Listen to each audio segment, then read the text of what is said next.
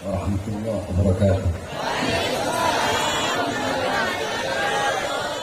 Alhamdulillahil ahad wassalatu wassalam ala man fis sama' ismuhu Ahmad wa fil ardi ismuhu Muhammad wa ala alihi wa sahbihi wa ba'd. Yang saya cintai, yang saya muliakan para alim ulama, para habaib, para kiai, para asatidz, para tokoh masyarakat, para aparat pemerintah, wabil khusus sahibul bait, keluarga besar daripada almarhum Al-Habib Muhammad Al-Mutahhar beserta segenap panitia peringatan haul beliau yang saya cintai, yang saya muliakan, Al-Habib Ishaq Al-Mutahhar beserta seluruh keluarga besarnya, ketua panitia Sayyid Iqbal Al-Mutahhar beserta seluruh para panitia yang saya cintai, yang saya muliakan, Sultan Pontianak yakni Sayyid Al-Habib Mahmud Melfin Al-Gadri beserta seluruh segenap panitia, para tokoh masyarakat, tamu-tamu kita, Al-Habib Umar Al-Mutahhar, Al-Habib Al-Habib Salim Al-Hamid, Al-Habib Umar beserta seluruh hadirin hadirat jamaah Pontianak, bapak-bapak, ibu-ibu, para pemuda, pemudi baginda Nabi besar Muhammad yang selalu dimuliakan oleh Allah Subhanahu wa taala. Saudara-saudara sekalian yang dimuliakan oleh Allah, saya tidak ingin panjang lebar, saya hanya ingin menyampaikan terima kasih banyak. Alhamdulillah, saya Bahar bin Ali bin Smith bersyukur kepada Allah dan berterima kasih banyak kepada seluruh masyarakat Pontianak, masyarakat Kalimantan Barat. Saya berterima kasih kepada segenap panitia atas sambutan yang begitu luar biasa. Alhamdulillah, saya berterima kasih banyak atas sambutan yang begitu luar biasa, sambutan yang begitu antusias. InsyaAllah perkumpulan pada malam hari ini bukanlah perkumpulan yang terakhir. Bertatapnya wajah kita bukanlah bertatap wajah yang terakhir. InsyaAllah besok ke depan Allah pertemukan kita kembali. Amin ya Rabbal Alamin, di perkumpulan yang mulia dan di perkumpulan yang baik. Sedikit saja saudara-saudara, ada satu hadis yang dimana hadis ini jarang kita dengar. Ketika saya membuka kitab Bughiyatul Mustarsyidin, kitab fatwa daripada Habib Rahman al-Masyhur, dalam kitab tersebut ada satu hadis yang jarang sekali kita dengar, yakni bunyinya seperti ini: qala Rasul sallallahu alaihi wasallam, man warratha musliman faka'annama ahyahu, musliman aw mu'minan faka'annama ahyahu, faman qara'a tarikhahu faka'annama zarahu. Itu hadis jarang sekali kita dengar. Bahkan saya tidak pernah menemukan para penceramah membawa hadis tersebut. Ini hadis kedudukannya dhaif. Akan tetapi hadis ini bisa dipakai dalam fadhailul amal, bisa dipakai dalam targhib ataupun tarhib. Yang bunyinya man warratha musliman aw kama qala mu'minan. Barang siapa yang membuat sejarah seorang muslim, barang siapa yang membuat sejarah seorang mukmin, yakni sejarah hidupnya, yakni syama'ilnya, yakni menulis tentang manqabah atau manaqib sejarah hidup daripada seorang mukmin, orang yang saleh, para aulia, para asfiya, faka'annama ahyahu, maka seakan-akan orang yang menulis sejarah orang yang beriman dan sejarah seorang muslim tersebut, faka'annama ahyahu, maka seakan-akan dia telah menghidupkan seorang muslim tersebut. Al-Imam Ad-Dubai, Sayyid Ja'far Al-Barzanzi, Al-Imam Al-Habib Ali bin Muhammad Al-Habsyi, Al-Imam Al-Busri, dan banyak para imam-imam, para ulama yang dimana beliau-beliau membuat sejarah baginda Nabi besar Muhammad, faka'annama ahyahu, maka beliau-beliau seakan-akan telah menghidupkan baginda Nabi besar Muhammad sallallahu alaihi wasallam. Faman qara'a tarikhahu faka'annama zarahu, dan barang siapa yang membaca sejarah yang telah ditulis, yakni sejarah daripada orang muslim dan orang mukmin tersebut, faka'annama zarahu, maka seakan-akan dia telah berkunjung dan berziarah kepada seorang muslim dan mukmin tersebut. Kita membaca sejarah baginda Nabi besar Muhammad, membaca maulid Nabi Muhammad, seakan-akan kita berkunjung kepada baginda Nabi besar Muhammad sallallahu alaihi wasallam. Tadi dibacakan sejarah daripada Sahibul Haul Al-Habib Muhammad bin Abdullah Al-Mutahhar, maka dibacakan sejarah tersebut. Yang membuat sejarah tersebut, yang mengarang sejarah tersebut, seakan-akan telah menghidupkan Habib Muhammad bin Abdullah Al-Mutahhar. Dan yang membaca sejarah tersebut, yang mendengarkan sejarah tersebut, maka seakan-akan telah berkunjung kepada Habib Muhammad bin Abdullah Al-Mutahhar. yakni ini adalah faedah daripada diadakannya haul. Haul itu punya 3 makna. Yang pertama, haul maknanya artinya sekeliling. Alladzi barakna haulahu, yang kami berkahi sekelilingnya. Haul yang kedua maknanya kekuatan, daya. La haula wala, tidak ada daya, tidak ada kekuatan, tidak ada upaya. Haul yang ketiga maknanya 1 tahun. Setiap perputaran waktu 1 tahun itu namanya haul. Adapun haul yang kita kenal adalah setiap tahun acara, yang dimana pada acara tersebut kita membuat haul. Kita mengenang daripada sejarah orang soleh, para aulia, orang-orang soleh yang telah wafat, yang telah meninggal dunia. Di dalam acara haul dibacakan sejarahnya, dibacakan manaqibnya, bagaimana ilmunya, bagaimana akhlaknya, bagaimana ibadahnya, waraknya, khaufnya, khasyahnya, zuhudnya, ibadahnya, qanaahnya. Daripada sahibul haul, agar kita bisa mengambil intifa, mengambil istifadah, mengambil manfaat, mengambil faedah, mengambil keutamaan, mengambil ilmu, dan menjadikan sahibul haul daripada uswah, qudwah, teladan, pedoman kita sehari-hari, sehingga pulang dari majlis kita menjadikan sahibul haul sebagai teladan kita, sebagai pedoman kita. Jadi yang namanya haul hanya milik orang-orang yang soleh. Tidak ada orang durhaka diadakan haulnya, tidak ada. Namanya haul hanya untuk orang soleh, namanya haul hanya untuk para waliullah, hanya untuk para ulama. Yakni sebagaimana dikatakan oleh datuk kami Al-Habib Ahmad bin Sumaid, bahwasanya gal Al-Habib Ahmad bin Sumaid aqwamu ahya'in tamutul qulub bi dzikrihim, aqwamu amwatin tahyal qulub bi dzikrihim. Berapa banyak orang-orang yang masih hidup, orang-orang yang masih hidup, jasadnya masih hidup, kedua matanya masih melihat, lidahnya masih berkata-kata, telinganya masih mendengar, tangannya masih bisa menyentuh, kedua kakinya masih bisa berjalan. Ini orang masih hidup, jasadnya masih hidup. Aqwamu ahya'in tamutul qulub bi dzikrihim. Orang ini masih hidup, kaum ini masih hidup, golongan ini masih hidup, tetapi mengenang mereka bisa mematikan hati. Sebaliknya, aqwamu amwatin, ada golongan-golongan yang sudah wafat, ada kaum-kaum yang sudah wafat, mereka telah meninggal dunia, jasadnya telah terkubur, atau mungkin jasadnya hancur, nama mereka terpampang di batu nisan, mereka telah wafat, mereka telah meninggal dunia. Akan tetapi mengenang mereka bisa menghidupkan hati yang telah mati. Padahal mereka orang-orang yang wafat, mereka orang-orang yang mati, akan tetapi mengenang mereka bisa menghidupkan hati yang mati. Siapa mereka? Mereka adalah orang-orang soleh, mereka adalah para aulia, mereka adalah para ulama. Ada orang-orang yang masih hidup, mereka adalah orang-orang yang bodoh, orang-orang yang fasik, orang-orang yang suka berbuat dosa, berbuat maksiat, mungkarat, dhalalat, sayyiat, mukhalafat. Mengenang mereka bisa mematikan hati. Sedangkan ada orang yang sudah mati dari kalangan para ulama dan kalangan para aulia, mengenang mereka bisa menghidupkan hati. Oleh karenanya, saudara-saudara sekalian yang dimuliakan oleh Allah Subhanahu wa taala, dikatakan fa'al hayat illa li ahli ilm wa al maut illa li ahli jahl.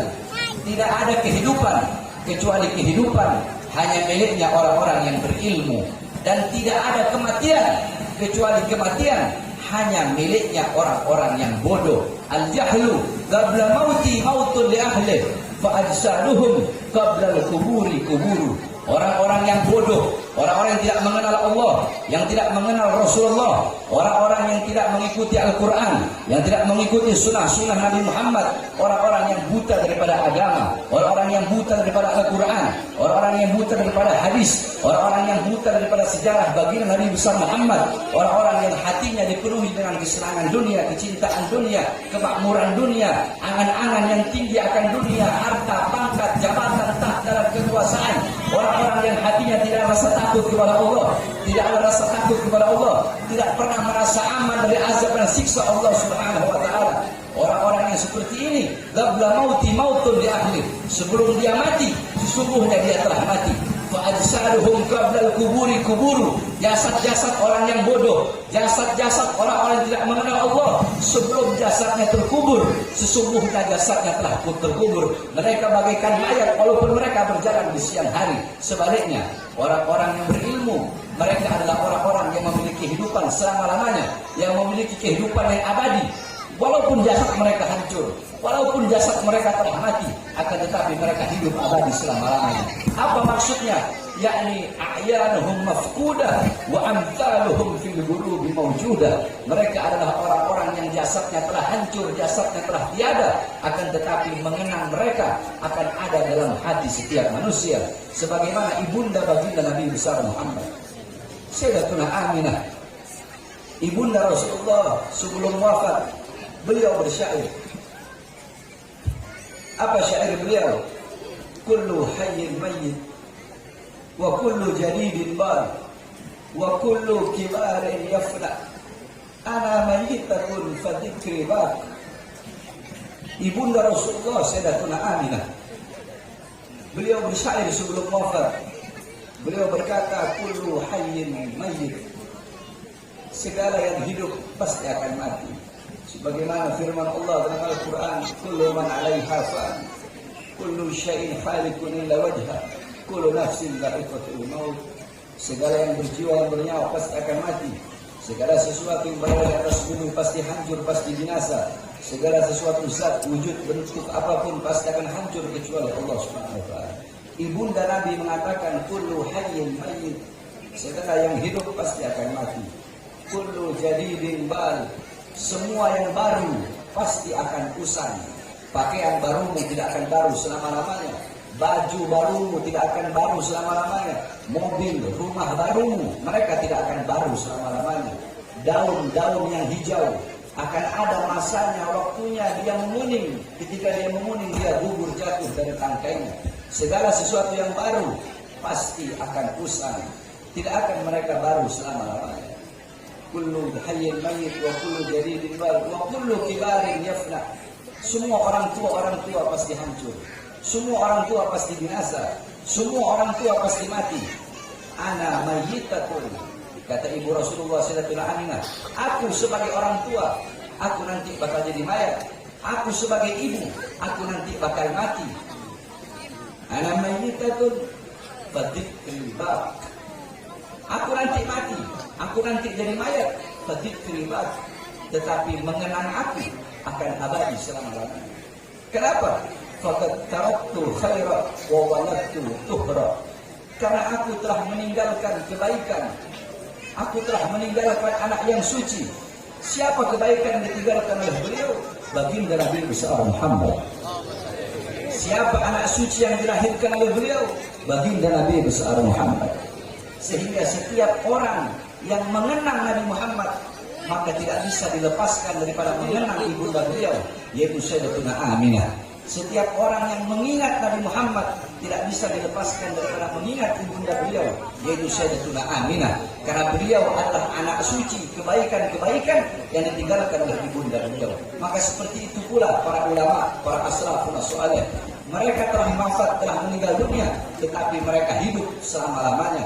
Karena mereka meninggalkan kebaikan, meninggalkan ilmu yang bermanfaat, dan meninggalkan kenangan-kenangan yang baik. Ilmu mereka, amal ibadah mereka akan selalu dikenang. Al-Imam Al-Habib Abdullah bin Ali Al-Haddad, Sahibul Ratib, beliau wafat, beliau meninggal ratusan tahun yang lalu, ribuan tahun yang lalu. Tetapi beliau sampai detik ini dan sampai akhir zaman, beliau hidup dalam masyarakat diniyahnya, beliau hidup dalam hikam haddatnya, beliau hidup di dalam adab sulukul muridnya, beliau hidup dalam ratibul haddatnya, beliau hidup dalam wirdul latifnya. Al-Imam Al-Ghazali radhiyallahu anhu wafat ribuan tahun yang lalu, sampai detik ini, sampai hari kiamat beliau hidup dalam Ihya Ulumuddinnya, hidup dalam Asyafatul Qulubnya, beliau hidup dalam Niyarul Ilmnya, beliau hidup dalam Al-Wadis Al-Wasitnya, beliau hidup dalam kitab-kitab karangan beliau. Al-Imam Asy-Syafi'i Hasan Asy-Syadzili wafat ribuan tahun yang lalu, sampai detik ini, sampai hari kiamat beliau hidup dalam Hizbah Hizb Nasrnya, beliau hidup dalam Sirrul Jalil fi khawasi Rasulullah wa ni'mal wakilnya. Al-Imam Al-Habib Ali bin Muhammad Al-Habsyi wafat ratusan tahun yang lalu, sampai detik ini, sampai hari kiamat beliau hidup dalam Sirrul Durarnya, beliau hidup dalam Mafatihus Sa'adahnya. Begitulah para ulama dan para aulia serta orang-orang soleh, walaupun mereka telah wafat, akan tetapi mengenang beliau-beliau kekal abadi selama-lamanya, karena beliau-beliau meninggalkan kebaikan-kebaikan dan kenangan-kenangan untuk kita semua.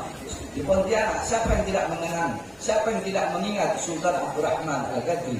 Beliau telah wafat ratusan tahun yang lalu, akan tetapi mengenang beliau akan abadi selama-lamanya, karena beliau meninggalkan kebaikan-kebaikan untuk kita semua. Oleh karenanya, saudara-saudara sekalian yang dimuliakan oleh Allah Subhanahu wa taala, nasihat saya yang terakhir di majlis-majlis ta'lim seperti ini, jadikan Shahibul Haul sebagai uswah kita, sebagai qudwah kita. Pulang dari majlis, bawa ilmu beliau, bawa waraknya beliau, bawa adabnya beliau, bawa khasyahnya beliau, bawa zuhudnya beliau, bawa qanaahnya beliau, bawa amar ma'ruf nahi munkar, bawa jihadnya para ulama, bawa semangat beliau dalam membela agama Allah Subhanahu wa taala. Jadikan beliau sebagai teladan pedoman kita dalam kehidupan kita sehari-hari. Qala Imam Malik muhibbal qaum ila habbil jamaah. Imam Malik berkata, pecinta suatu kaum di akhirat akan dikumpulkan bersama orang yang ia cintai. Al-barru ma'an man ahab. Seseorang yang dikumpulkan bersama orang yang ia cintai. Man tashabbaha biqaumin fahuwa minhum. Barang siapa yang menyerupai suatu kaum, maka dia akan dikumpulkan bersama kaum tersebut. Jika kita mengikuti para ulama, mengikuti para aulia, mengikuti orang-orang soleh, maka kelak di akhirat beliau-beliau dimuliakan oleh Allah, kita pun akan dimuliakan oleh Allah Subhanahu wa taala. Beliau-beliau dicintai oleh Allah, maka kita pun pasti akan mendapatkan kecintaan dari Allah Subhanahu wa taala. Beliau-beliau selamat di dunia, selamat di akhirat, kita pun akan selamat di dunia dan selamat di akhirat. Beliau-beliau selalu dalam pandangan Allah, kita pun selalu dalam pandangan Allah. Tetapi juga di dunia yang kita ikuti adalah orang-orang yang durhaka, orang-orang yang fasik, orang-orang barat, orang-orang kafir, orang-orang yang lupa kepada Allah, yang tidak mengenal Allah, tidak mengenal Rasulullah.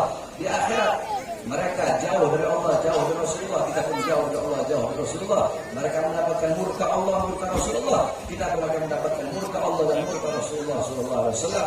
Oleh karena sekarang saya wasiatkan khususnya kepada pemuda-pemudi Islam Pontianak, jadikan para ulama, orang-orang soleh, para aulia, para waliullah, orang-orang yang berilmu sebagai teladan, sebagai uswah, sebagai qudwah. Jangan jauh dari majlis-majlis taklim seperti ini, dari majlis-majlis ilmu, dari majlis-majlis salawat seperti ini. Sebab kelak di akhirat, perhatikan, kelak di akhirat jarak jauh atau dekatnya kalian dengan Nabi Muhammad.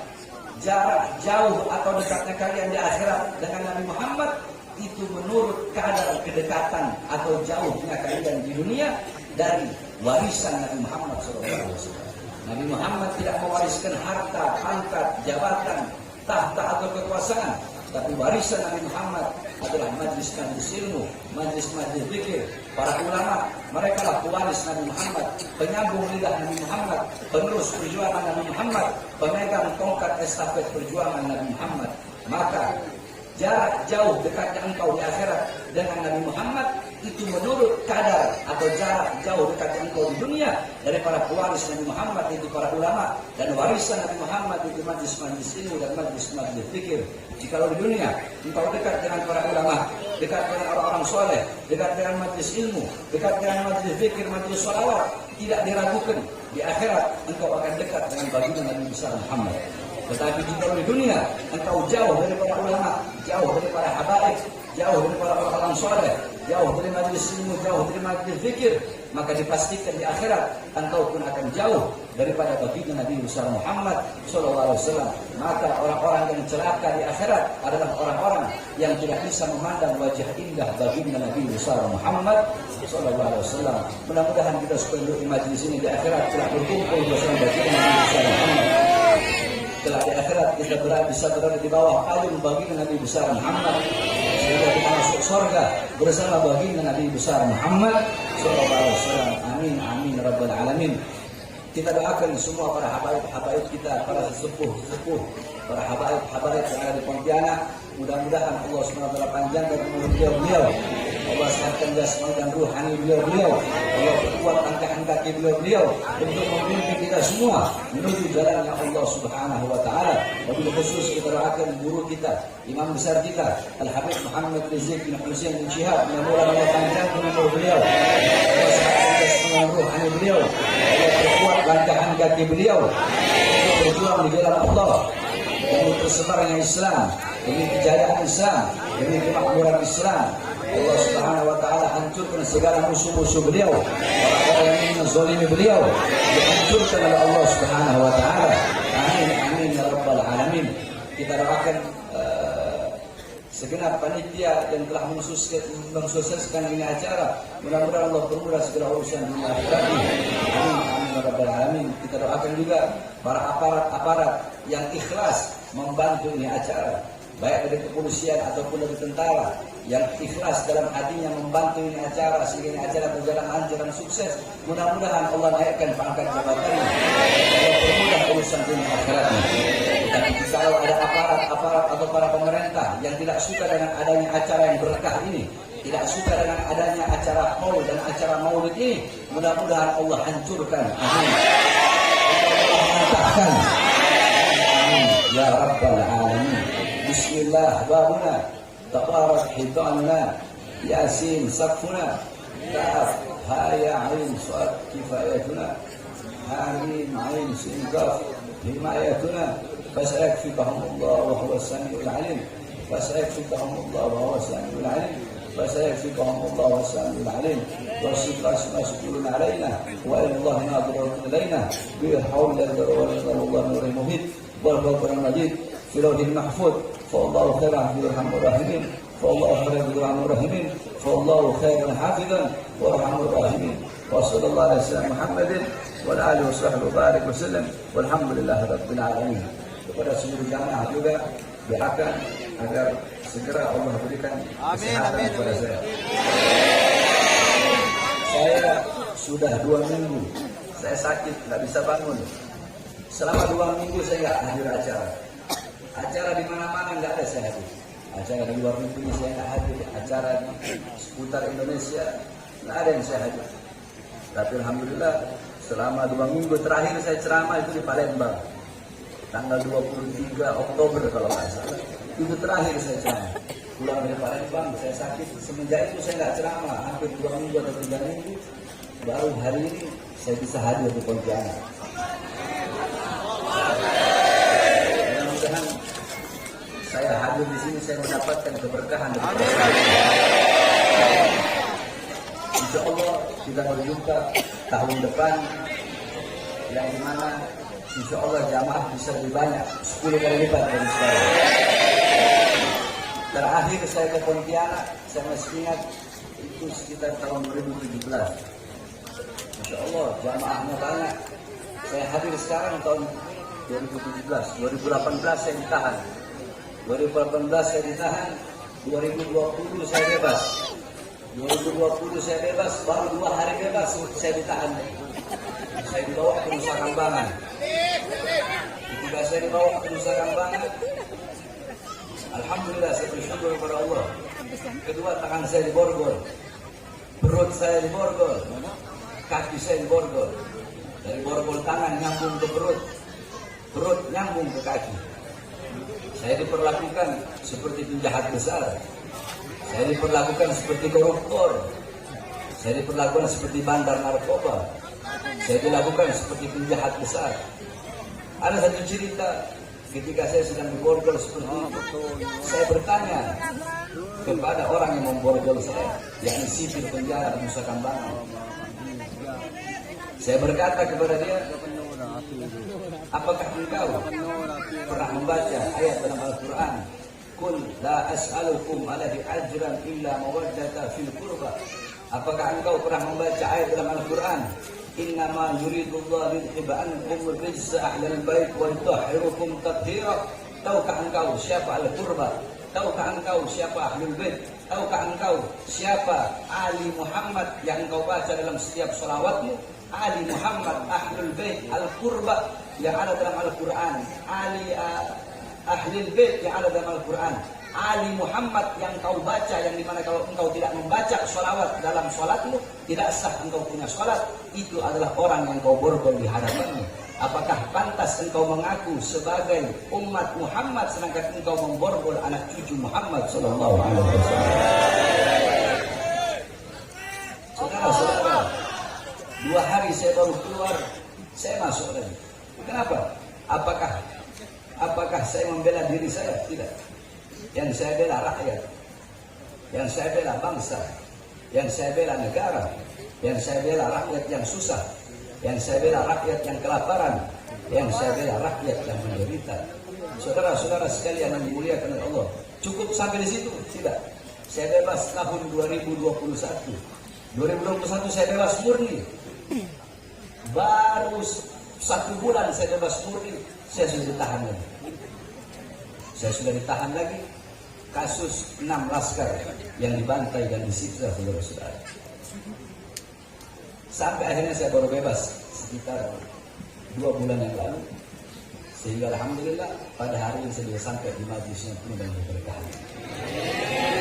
Maka ini saya sampaikan kepada saudara semua, tidak ada kata kapok, tidak ada kata lelah, tidak ada kata capek dalam berjuang untuk bangsa, agama, negara dan rakyat Indonesia.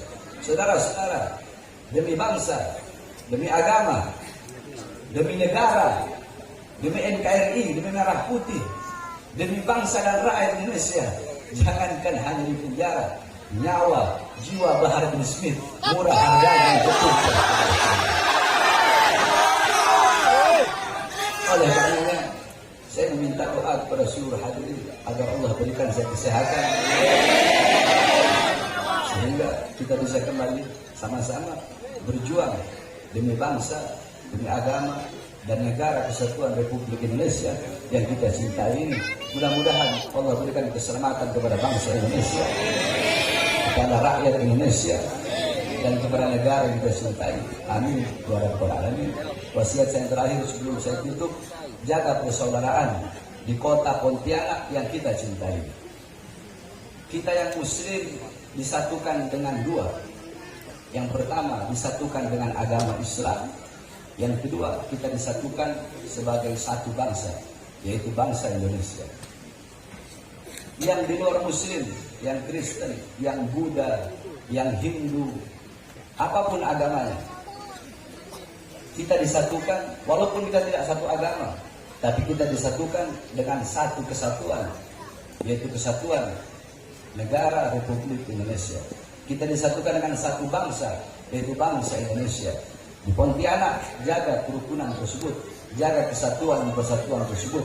Apapun warna kulitnya, apapun agamanya, apapun sukunya, kita disatukan dengan satu, yaitu bangsa Indonesia.